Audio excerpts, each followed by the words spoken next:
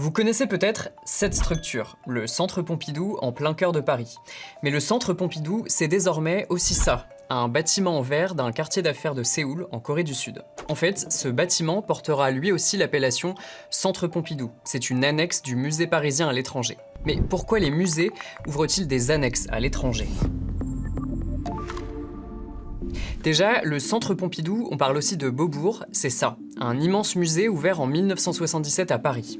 À l'intérieur, c'est surtout de l'art moderne qui est exposé, des œuvres de Frida Kahlo ou Pablo Picasso entre autres. Depuis septembre 2025, il est fermé pour travaux, et ça jusqu'en 2030. Bon, ça c'est l'original, si on peut dire, parce que l'appellation Centre Pompidou, elle est présente dans le monde entier. Il y a par exemple des annexes du Centre Pompidou à Metz, à Malaga en Espagne, à Shanghai en Chine, désormais à Séoul en Corée du Sud et bientôt à Bruxelles en Belgique, d'ici la fin de l'année. En fait, c'est même loin d'être le seul musée à s'exporter. Le Louvre est présent à Lens, mais aussi à Abu Dhabi, aux Émirats Arabes Unis. Et la Fondation Solomon Guggenheim de New York, aux États-Unis, a aussi des annexes à Venise en Italie et Bilbao, en Espagne. Ok, mais c'est quoi les raisons ?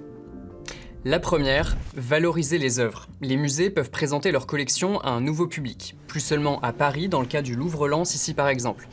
Et ça permet à des œuvres, parfois non exposées, restées en réserve, de l'être. La deuxième, l'argent. Les œuvres exposées sont louées, c'est pas gratuit. Il y a aussi des droits à payer pour utiliser l'appellation Centre Pompidou par exemple. Ces rentrées d'argent pour un musée, ça peut permettre de compenser la baisse d'un financement public par exemple. Et troisième raison, le soft power.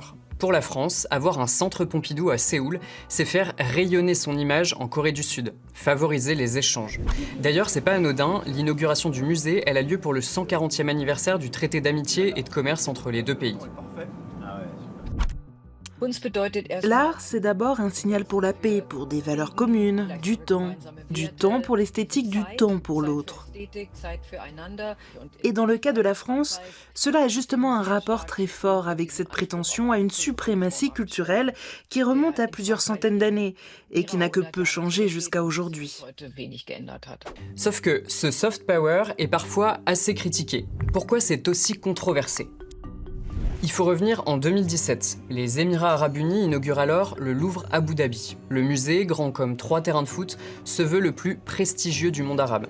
Il expose des chefs-d'œuvre de toutes les civilisations, en grande partie prêtés par la France. Et le contrat est pharaonique. Pour 1 milliard d'euros, la France a accepté de prêter des centaines d'œuvres d'art chaque année, d'organiser des expositions temporaires et d'apporter son expertise. Surtout, les Émirats Arabes Unis peuvent utiliser la marque du Louvre, une licence achetée 400 millions d'euros.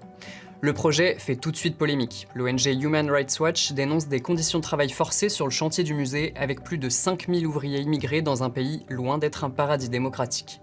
Mais pour Paris, grâce au musée, la France conserve son influence dans la région. Pour les Émirats, pays pétrolier, accueillir la marque Louvre, c'est aussi s'ouvrir au tourisme et soigner son image à l'étranger. Le truc, c'est que l'ouverture du Centre Pompidou de Séoul, elle est aussi controversée, mais pas pour les mêmes raisons. Cette annexe, elle est en fait financée par le groupe Hanwha. Il est spécialisé dans la production d'armements, qu'il vend dans le monde entier, y compris à des entreprises israéliennes.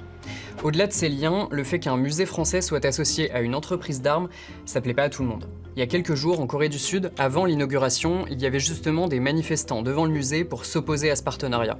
En France, un collectif d'artistes et d'intellectuels a aussi signé une tribune pour appeler à boycotter ce musée.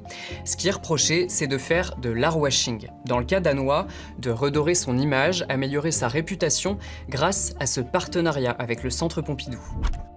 Il y a de nombreux États illibéraux qui ont fait exactement cela par le passé. Il y a pour ainsi dire une désidéologisation, une dépolitisation. Elle vise à détourner le regard des injustices ou des oppressions qui peuvent avoir lieu pour l'orienter vers le beau et le bon. Et du côté des musées, ça veut aussi dire être financé par des acteurs privés, parfois critiqués. Bref, vous avez vu, en ayant des annexes à l'étranger, les musées peuvent davantage exposer leurs collections, ont d'autres rentrées d'argent et se font de la pub. Mais à quel prix ? Il y a des enjeux éthiques et de réputation qui peuvent aussi remettre en question ce type de partenariat. Je m'arrête là, mais vous, dites-nous ce que vous en pensez de tout ça. Et si vous avez des questions, des remarques, on est aussi preneurs. À plus.